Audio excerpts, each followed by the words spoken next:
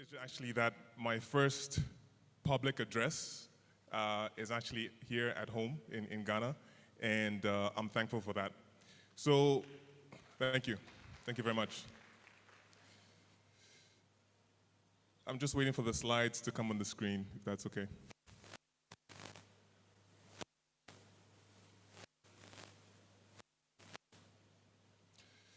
So, whilst we're waiting,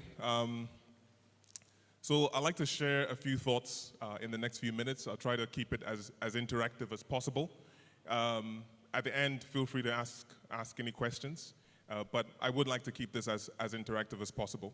So I won't use up much time, I've just been told, but the thoughts I want to share, they're more like reminders, they're more like words of encouragement, and there's a few questions I have as well. Sorry, I'm trying to delay for the slides to come up because everything is on there.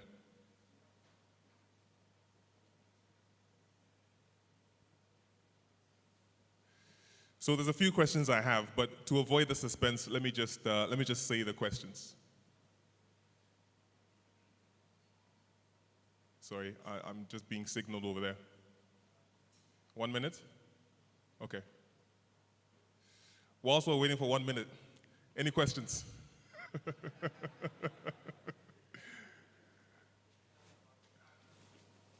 My family?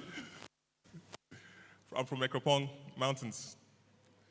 Grew up in Botswana, Southern Africa, and then moved to the UK for further studies and work. So my background, I describe my background as quite mixed. I'm very, very, very good at being a generalist. I don't have a specific specialist skill, unless being a generalist is a specific skill. My background, I started off in project management in investment banking in London. So I worked for HSBC, Barclays, Dresdner as a Six Sigma black belt. I call it the early days of fintech because we were running projects to increase trading capacity, save time, save money, and just better for performance for the organization. From there, from being a Six Sigma black belt, running projects in investment banking, went into my MBA at London Business School, focused on Africa, ran some of the biggest Africa conferences through the school. It's very well known for that. And then I went into business development. So I worked for a technology consulting company called Infosys. I was one of the leads for business development in the London office. At the same time, I built my own technology technology media distribution tech company, distributing music in the form of emojis. The story behind that was, if I send you a message and I say, hey, Yewokrum, right? That's a real song, but I'm also telling you something. And so what I'm doing there is doing two things. I'm communicating, but at the same time, I'm promoting somebody's song. So we built an app that was able to promote lyrics and promote people's songs through messaging. And the concept behind that was around marketing, right? So what are some of the top things that make a good marketing campaign? It's got to be contextual, right? So the context, if I'm sending you a message, I'm sending you a message for a reason, so the context is there. It's also got to penetrate into your space, and there's no more intimate space than your chat message. So from a marketing and promotional perspective, it made sense. So I ran the tech company for a number of years, ran out of money, and moved on to other things. I also led a tech company in Ethiopia, one of Ethiopia's leading tech companies. I also lived in Ethiopia for a while. So I think I've delayed long enough. Is this good? Okay. Yes.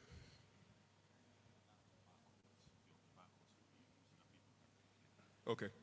So I'm announcing the barcodes for me, so that people can, okay, thank you. All right, so I'm gonna get started. I said I had 3 questions. The first one is, what is your legacy? The second one is, how will it be sustained? How will your legacy be sustained? And the third question is, what are you doing for others to build their own legacy? Those are the 3 questions. You don't have to answer them right now. We'll come back to this at the end. I'll give you 5 more seconds just to write it down and to get it into your psyche. In the meantime, I'd like to talk a little bit about why we do what we do. Why do we, project managers and change makers, why do we wake up every morning, sometimes in crazy hours of the morning, sometimes we sit in crazy traffic, work with crazy colleagues, doing crazy work, and put ourselves under crazy pressure to deliver on time, within scope, within budget. It's crazy, right? Why do we do it?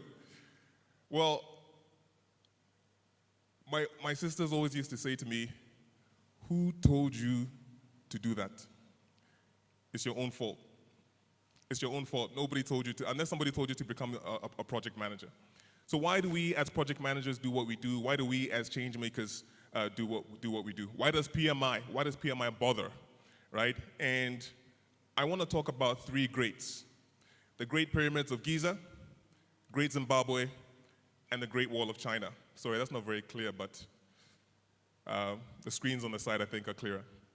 So the pyramids, the Great Pyramid of Giza, built in 2,500, built 1,200 years before King Tutankhamun.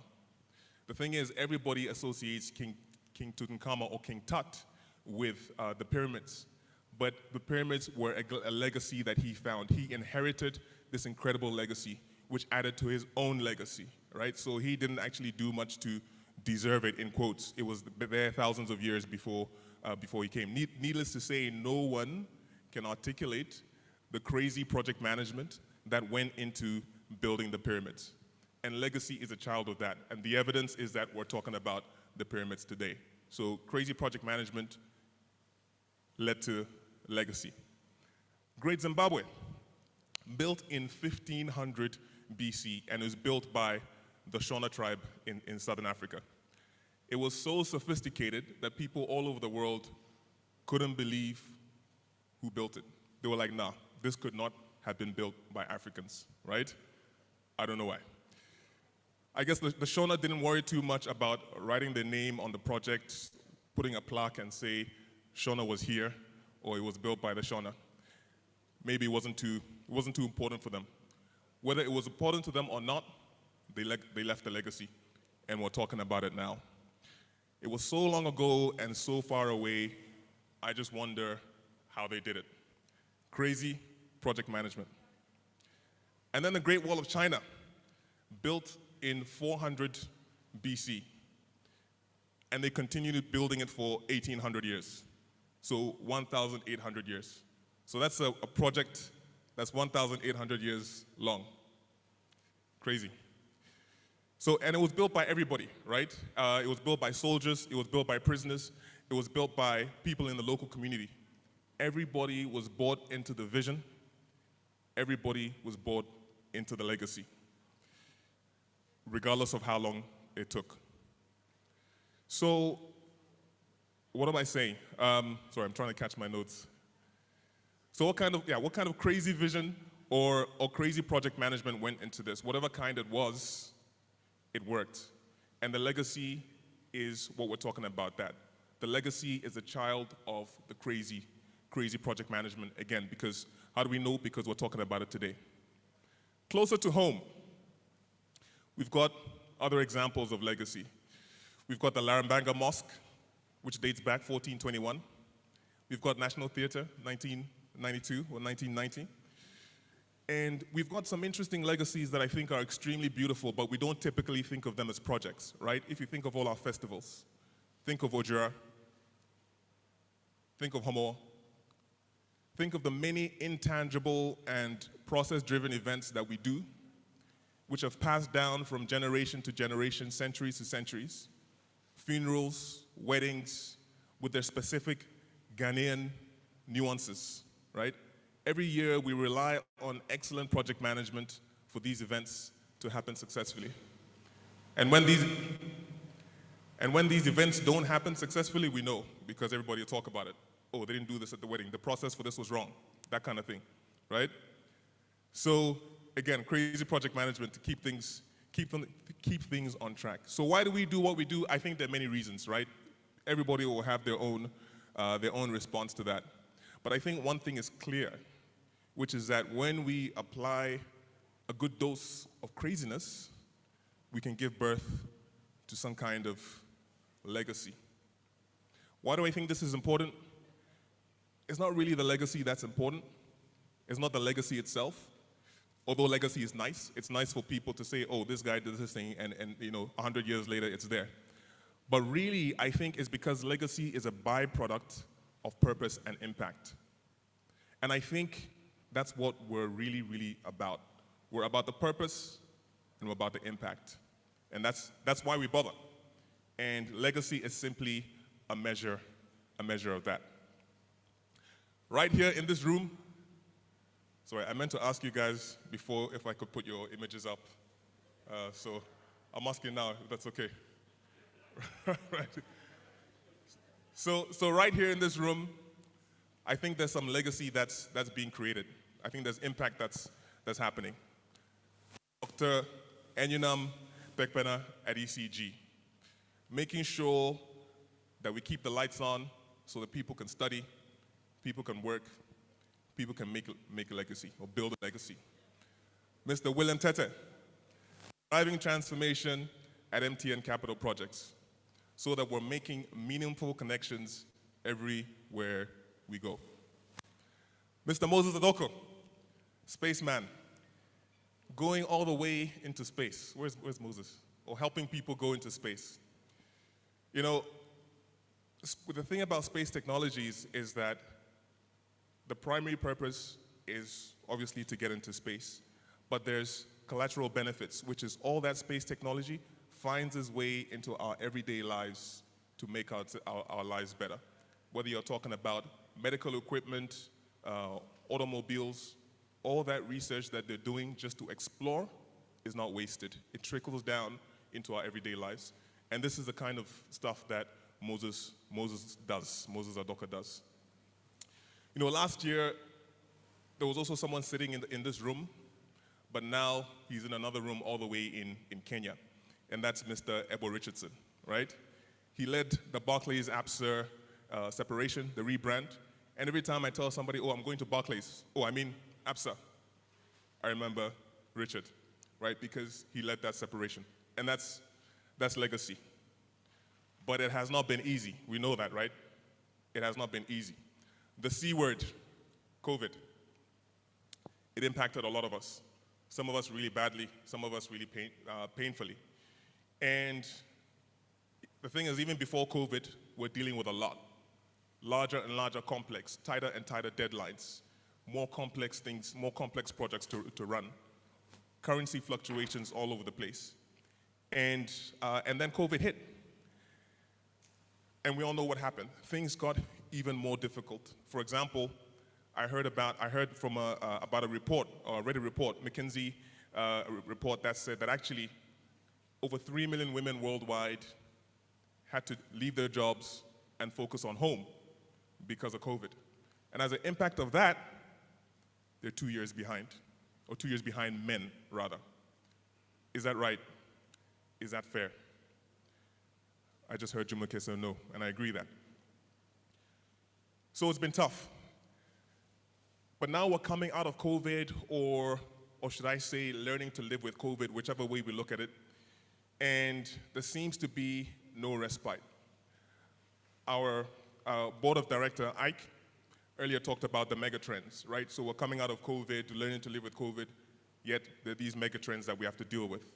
Digital disruption, Ike talked about it, demographic shifts, climate change. These are all impacting us still. So no respite. It's not easy. But despite the challenges, I know that there are some crazy people in this room. Whether you're driving to work in traffic, working with your crazy colleagues, doing that crazy work, there's some crazy people in this room who have or who are already dealing with the challenges, have already overcome the challenges.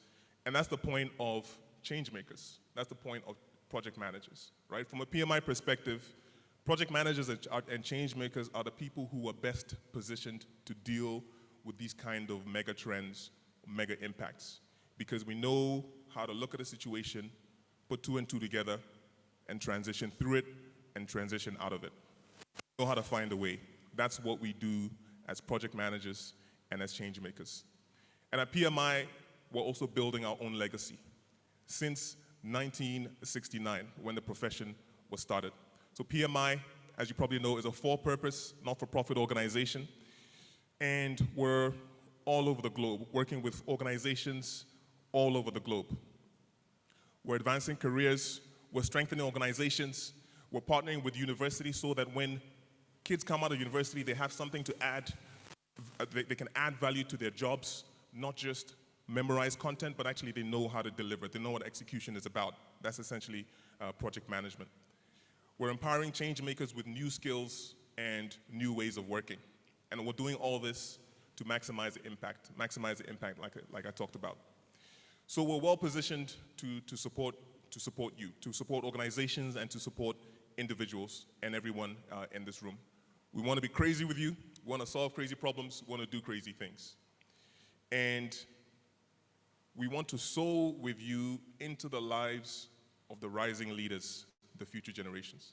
As we're supporting you with your current projects, your current businesses, we do not want to lose sight of the future.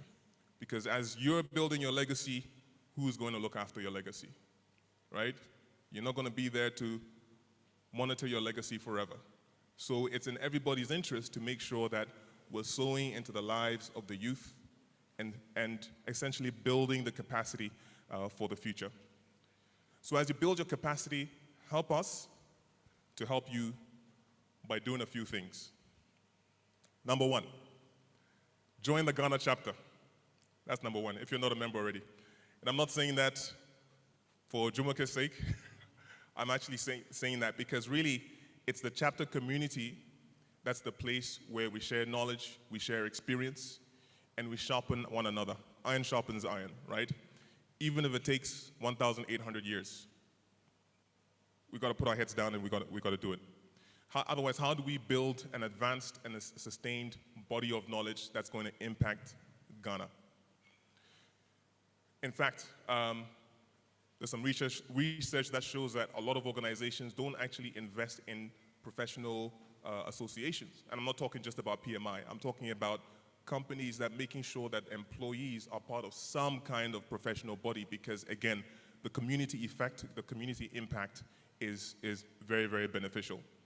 So that's number one, join the Ghana chapter. Number two is use the PMI resources. There are many, many resources. Some are free, some are paid. There are many, many free resources, whether it's through membership or whether it's direct, that you can benefit from. And also make sure you use the global resources in addition to the local chapter resources. I'll come back to resources in a second, but the third point I want to make is around using PMI for your own visibility.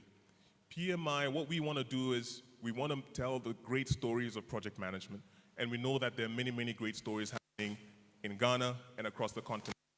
But what we don't see is people actually telling those stories.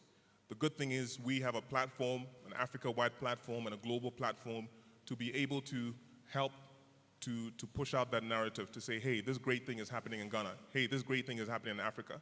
Rather than our stories being told by somebody else, we want to be able to tell the stories, good stories that are happening here. So use us. I'm here, Jumoke's here, Andrew's over there in the corner. We want to tell success stories because we know that they're happening, right? So please, use us to do that. Coming back to some of the other resources that we have, again, I think I've spoken to several of you about this, which is what we call the Global Executive Council. This picture is not very clear, I'm sorry about that, but the Global Executive Council is an exclusive network of the companies around the world that rely on project management for their success. And you have companies like Google's, Amazon's, etc., some of the best companies in the world as part of this, but we hardly have any from Africa. We would love more organizations from Africa to join the Global Executive Council. The benefits, aside from the intense problem solving that happens around the table, intense networking that happens around the table. There's also organization-wide benefits that I can talk about. Things like benchmarking your organization globally, and we can talk about that offline. So that's the one resource that I want to mention because it's not mentioned a lot, and we don't have a lot of representation for Africa. I'm not going to talk about everything that we do because most people know it here. I'm just talking about a few things that I think might be interesting. The second thing is, I'm not sure everyone knows, but a few weeks ago, a few months ago even, we launched a construction certification. So think about it as a PMP for the construction industry. Does everybody know that? Put your hand up if you're aware of that. Okay, so most people don't know. So this is the news then. The news is that there is now a PMI construction certification. Why do we do it? We did it because of these numbers on the screen. And this is probably not new to a lot of people. 70% of projects in construction are delivered late, out of budget, and out of scope. That's huge. That's a lot of waste, right? And that's $127 million wasted from a typical construction. For every billion that's spent, $127 million is wasted. So this has been going on for a while. And so we sat down with some of the biggest construction companies in the world. Saudi Aramco, for example, BHP.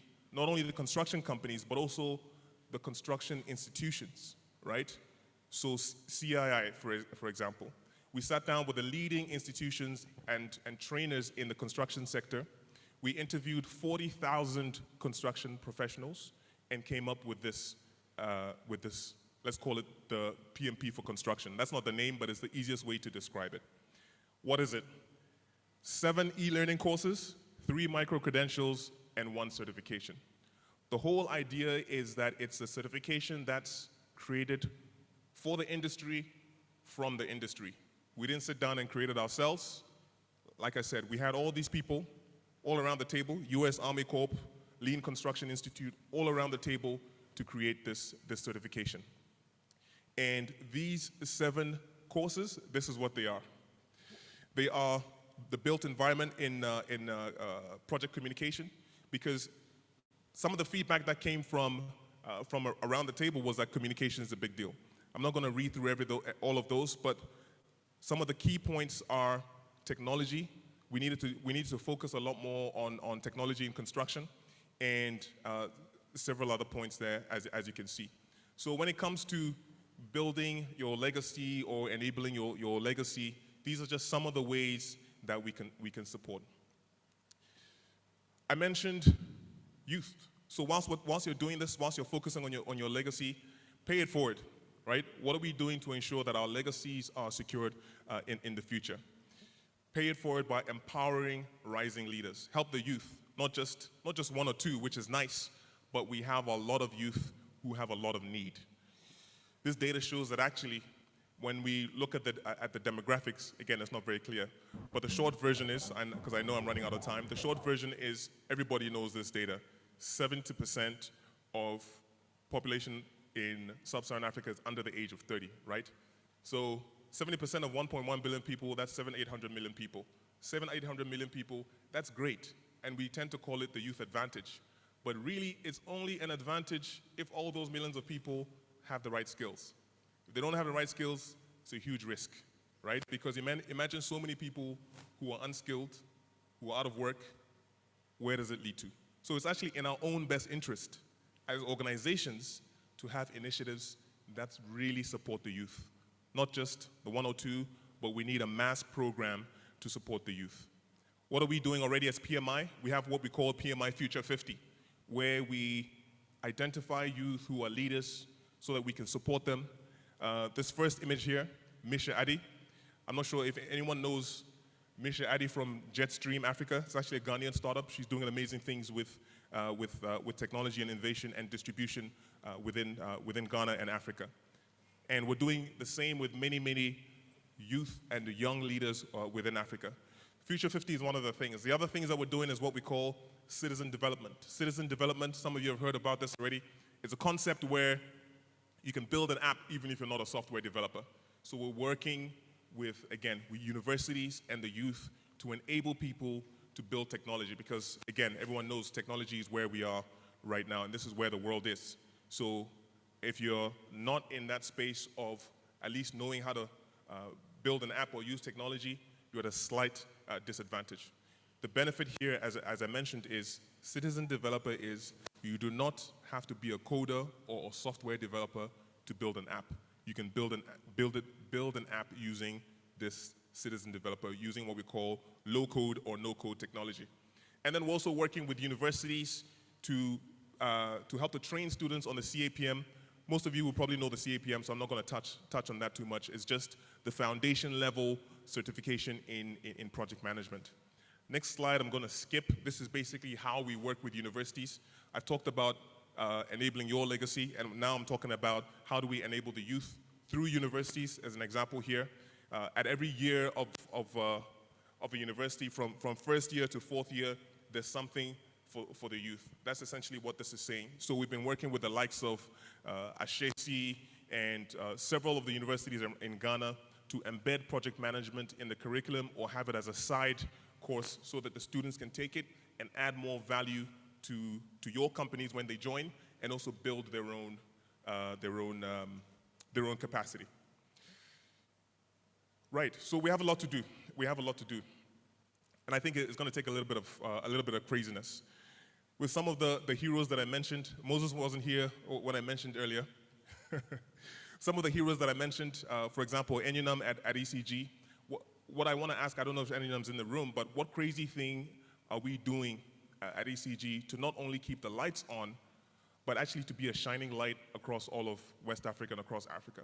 What crazy thinking is happening at ECG? Is anyone in the room from ECG? No? Yes? Plenty. It's a question to think about. You don't have to answer now, but what crazy thinking? What crazy thinking is happening right now at ECG, right? So that we're not just keeping the lights on in Ghana, but we're thinking Africa-wide. William, is William here?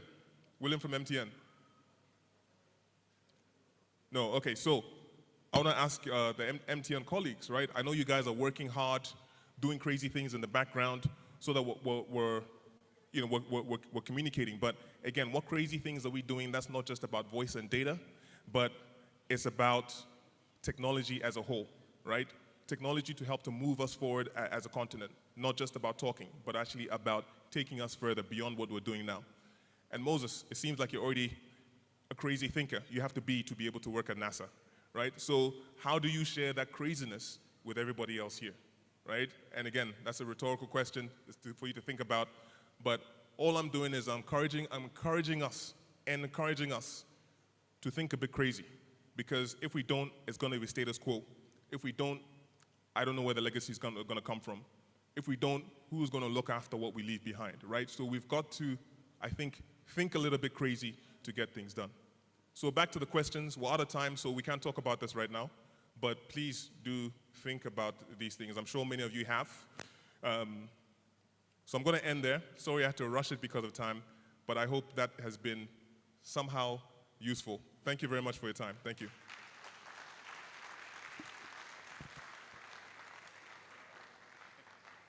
That's a good one. All right, Mr. George Asamani, PMI Africa lead. Thank you very much. A round of applause for him. Reminding all of us about the importance of project management and the reason why we need to pay it forward and empower the youth so that they can also help with the legacies that we are creating, and also create legacies that would outlive each and every one of you and even them, and then, the world will continue to be a beautiful place in case you come back again to have a wonderful time here. It happens to some people, I hear, but that's okay. All right, so ladies and gentlemen, we are left to okay, hold on. Things are happening here. All right, Mr. George Asamani, please, if you could join me on stage. All right, so this was the reason why I was asking you to stay.